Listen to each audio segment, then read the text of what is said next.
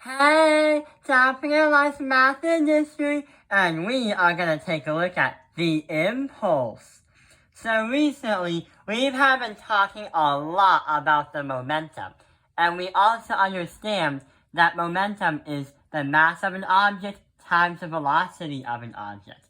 But you only have momentum if A, you're moving, or B, the thing you're calculating is moving. You can't have momentum if you're not moving. Like these clothes I forgot to put in the laundry. They're not moving. There's no momentum. So we're going to learn what impulse really is. So in order to change the momentum, a force must be applied. So an impulse is the same thing as momentum, but it's supposed to be calculating the change of momentum over a given period of time. Fiery, you'll get me to the top? No, I'll extinguish you. No, you won't. Oh, yeah? Fiery's about to fall in the water. I'll save you. Yes. Oh, hot. Bubble, now it's just the two of us. Now get me to the top. I'm only doing this because you'll kill me if I don't. Yes. 3, 2, 1. Good. Whee! And also, we can explain over here that the time of rate of change of momentum is an object is equal to its net force acting on it. So, you know how the so-called momentum is going to be P equals mass times velocity, and you realize that you have to use velocity to make it move? Well, since we're doing the change of momentum, divide that by t, and you get an F net, or a net force. And sure enough, impulse also is a vector quantity because the direction is the same as where the force is going to. Just like that boxing glove and that flower who was being a little bit impulsive. If this is still a little bit confusing, we can understand by expanding what the formula is. So if momentum is mass times velocity, and we're trying to look at the impulse, which is basically the change of momentum, here's what we're going to do. Our net force, which is F net, is going to be equal to the mass V F, so the mass times velocity, final velocity, subtract that by the mass times the initial velocity, divide that by your time, which is denoted as the letter T. Right here and right here is a way to help us understand P equals M times V. But if you do M times velocity, that is why if we try to rewrite the equation in a more simpler idea to kind of put the puzzle pieces back together, our F net would be equal to our P final, subtract that by our PO, which is an O, not an I this time, and divide that by T. So what we're trying to do is this is the same thing as saying this, but in another way of saying it. And not or nothing, there is an actual relation to this kind of formula. If you remember a few months ago, the first unit we were learning about physics, what does that formula look like? Well, if you remember, we've been doing the formula where A equals our final velocity, subtract by our initial velocity, divide that by time.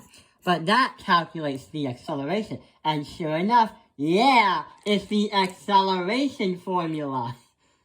And that is basically the same kind of math needed to calculate the impulse, the change of momentum.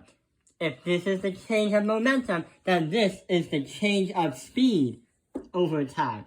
Haha, the same idea, but with different ideas. So if we know that impulse is all about the change of momentum over time, and we also know the formula right over here, and we also know this explanation over here, there's an actual theorem that helps us understand all that, and yeah, it is repetition. It's called the impulse momentum theorem. The impulse acting on the object is equal to the change in momentum of the object. That is why we say the change in impulse equals the change in momentum is going to equal the final momentum subtract by the initial momentum, and delta P, the change in P, is going to equal force times T, which is basically a repetition of this and also a repetition of that. If you were to relate this in real life, learning about the impulse is actually going to help you survive car crashes or decrease the chance of getting seriously injured in a car crash. The most important factor when you try to use an impulse to have a car not crash is to come to a complete stop. If the car completely stops, then pretty much you're safe. There are really good ways to help decrease if a car was going to crash. The airbag, that is an actual bag that blows up, so it stops the inertia and also stops your force and your speed from transferring over the airbag. It decreases the impulse. Also, a seatbelt. Many people that ride in the cars, or some people, they forget to wear their seatbelt because they always think that they're invincible or a car crash is not going to happen. Well, car crashes do actually happen because you hear it on the news a lot. And a seatbelt is one of the primary uses to get rid of inertia, but also slow you down so that the momentum is going to lose over the impulse when you stop. You want the impulse to completely stop the momentum.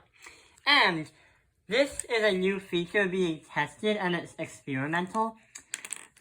But part of the American Auto Associations and all that stuff, or like the government branch that kind of oversees National Transportation Safety Board, they're experimenting something called a crumble zone.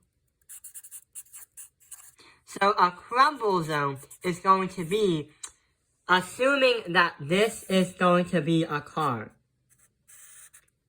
Actually, assuming that this is going to be a car. A crumble zone happens when the front part of the car will be crumbled into the crash impact site.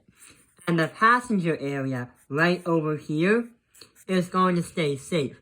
If the crumble zone crumbles, that is going to slow down the car, but also slow down the car's momentum, and the impulse over time will win. There's also going to be a crumble zone in the back in case anyone that tailgates and smashes into you is going to crumble their zone. Luckily, it's not your fault, but it won't hit the passenger cabin. So that is an application how we understand the impulse. I hope this video has helped you understand the impulse. There will be a part 2 in this video, and we're going to actually see how does the impulse win when there's a car crash. Thank you for watching Tao Ping Airlines Math Industry. Like and subscribe.